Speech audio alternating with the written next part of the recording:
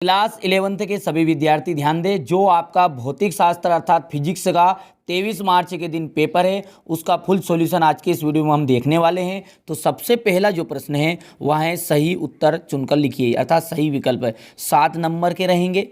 भौतिकी की सबसे पुरानी शाखा है, तो भौतिकी की सबसे पुरानी शाखा जो है यांत्रिकी जो है भौतिकी की सबसे पुरानी शाखा है। एकांक सदिश का परिमाण है, तो एकांक सदिश का परिमाण 1 होता है। एक अश्व शक्ति के बराबर है, यानी कि एक अश्व शक्ति किसके बराबर होती है, तो एक अश्व शक्ति 746 वाट के बराबर होती है। बढ़िया तरीके से करिएगा, यही प्रश्न आपके वार्षिक एग्जाम में 23 मार्च के दिन आने वाले हैं। रेखी संवेग के आघूर्ण को कहते हैं, रेखी जो संवेग है उसके आघूर्ण को बल युग्म कहा जाता है।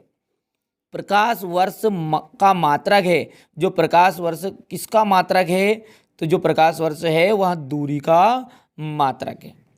वाट निम्नलिखित का मात्रक है, तो वाट किसका मात्रक है, शक्ति का मात्रक क्या होता है, वाट होता है।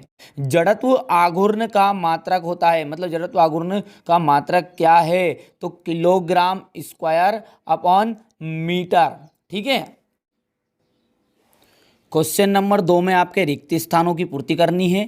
तो विद्युत बल्ब के आविष्कारक है, मतलब विद्युत बल्ब का आविष्कार किसने किया था, तो एडिसन ने विद्युत बल्ब का आविष्कार किया। तो यहाँ लिख दीजिएगा एडिसन।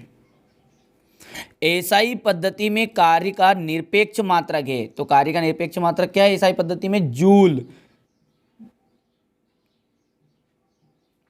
कोणीय वेग में परिवर्तन की दर को कोणीय त्वरण कहते हैं, क्या कहते हैं, कोणीय वेग में परिवर्तन की दर को कोणीय त्वरण कहते हैं। एक गोला है जिसका द्रव्यमान m, त्रिज्या r है, तो व्यास के परितः जड़त्व आघूर्ण 2/5 mr² होता है। पृथ्वी के केंद्र पर गुरुत्वीय त्वरण का मान कितना होता है, देखिए पृथ्वी के केंद्र पर गुरुत्वीय त्वरण का मान 0 होता है। तो ये सही ये थे आपके रिक्त स्थान। ठीक है, बढ़िया से कंप्लीट कर लीजिएगा। इसके बाद छठा रिक्त स्थान है जी एक ऋडेश राशि है, तो जी एक अदिश राशि है, यहाँ लिख दीजिएगा अदिश।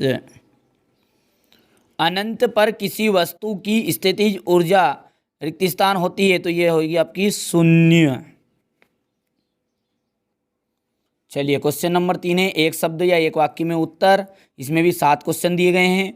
प्रतिबल का एसआई मात्रक है, तो प्रतिबल का एसआई मात्रक है न्यूटन बटा मीटर, तो यहाँ पे लिख सकते हैं न्यूटन बटा मीटर, या हिंदी में लिख सकते हैं। हुक के नियम की सीमा लिखिए, तो हुक के नियम की जो सीमा है वह क्या है, यहाँ प्रत्यास्थता की सीमा के अंदर लागू होता है। किसके अंदर लागू होता है, तो प्रत्यास्थता के अंदर लागू होता है। ठीक है। एक कैलोरी का मान जूल में लिखिए, तो एक कैलोरी का मान जो जूल में होता है वो कितना होता है, 4.18 जूल।